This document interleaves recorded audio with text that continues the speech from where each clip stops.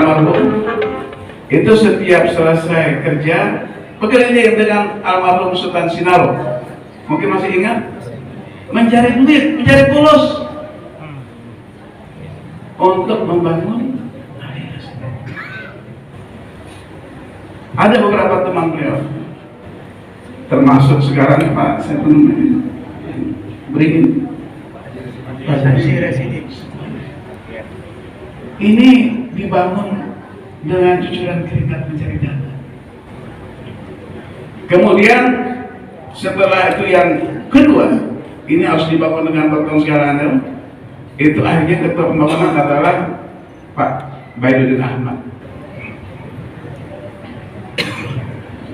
Inilah dibangun jadi ini kita bangga ada punya tempat yang representatif ya, betul-betul bisa menjadi kebanggaan umat di pasar ini. Jadi kalau sudah azan hayya 'alal falah, orang-orang awak berkumpul sini nih, tutup dagangan, datang ke masjid sholat. Diminta oleh panitia untuk menyampaikan sesuai dengan tupoksi saya sebagai hakim pada pengadilan agama, dan sekarang masih bertugas di pengadilan agama Pontianak. Karena diminta saya terima saja seperti itu, dan juga kebetulan saya disertifikasi sebagai mediator nasional perbankan. Akhirnya para ahli waris ini menjadi terbebani dari sisi. Namun sekarang yang membaiknya kondisi sudah mulai jalan.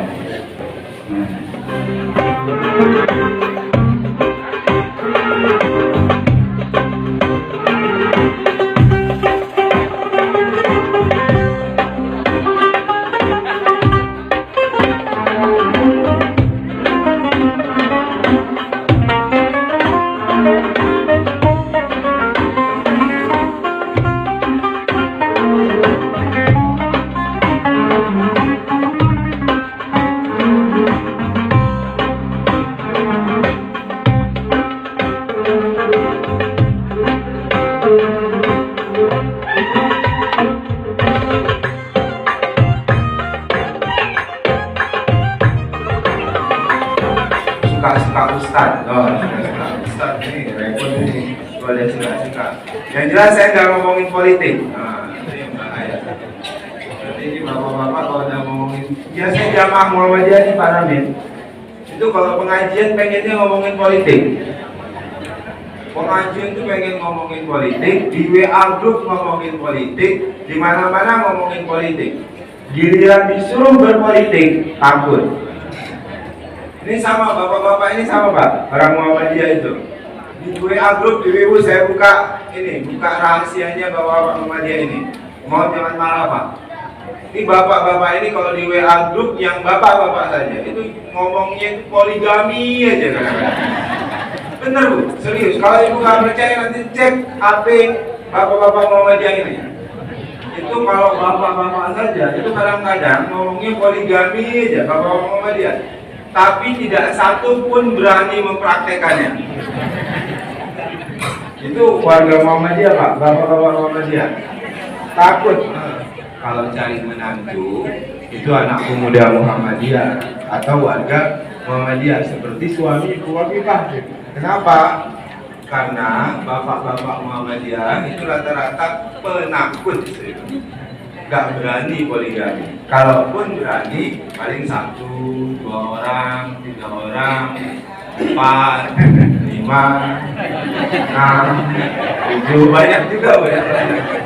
Jadi bapak-bapak Muhammadiyah ini kalau biasanya di jamaah Muhammadiyah kalau ada yang berani pimpinan Muhammadiyah poligami pasti dapat musuh. Benar nggak Pak?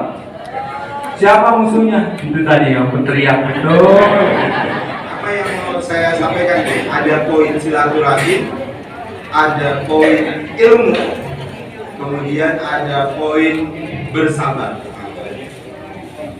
Pertama, Bapak Ibu sekalian, saya ingin mengingatkan seluruh orang Minang di perantauan pun dimanapun Anda berada.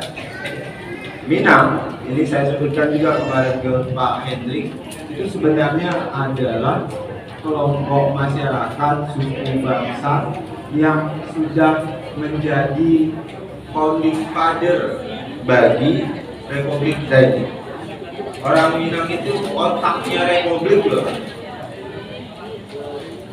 Simbolisasi orang Minang.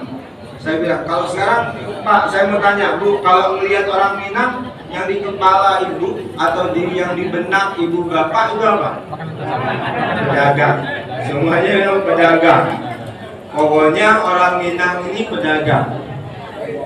Tapi kalau kita belajar sejarah, orang Minang ini itu adalah otaknya Republik. Coba lihat founding father kita. Mulai Bung Hatta, mulai Bung Sahrir, mulai Tan Malaka, mulai Buya Hamka, Pak Natsir, Agus Salim, itu semuanya orang Minang. Masih banyak lagi. Itu founding father semuanya, Pak.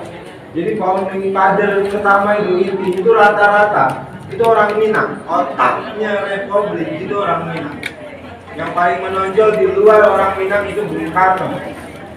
Selebihnya orang Minang. Coba tadi saya sebutkan ada berapa, itu orang Minang semua. Dan beliau-beliau ini yang saya sebutkan tadi itu simbolnya otak Republik, simbolnya intelektualitas pada saat itu. Selain pedagang, sebenarnya yang paling menonjol dari orang Minang itu adalah intelektualitas, otak, kecerdasan, peradaban yang tinggi. Itulah kenapa dulu Pak A.R. Fahrudin menyebut bahwasanya Muhammadiyah itu memang lahir di Yogyakarta, tapi Muhammadiyah berkembang maju di seluruh Nusantara dari ranah Minang.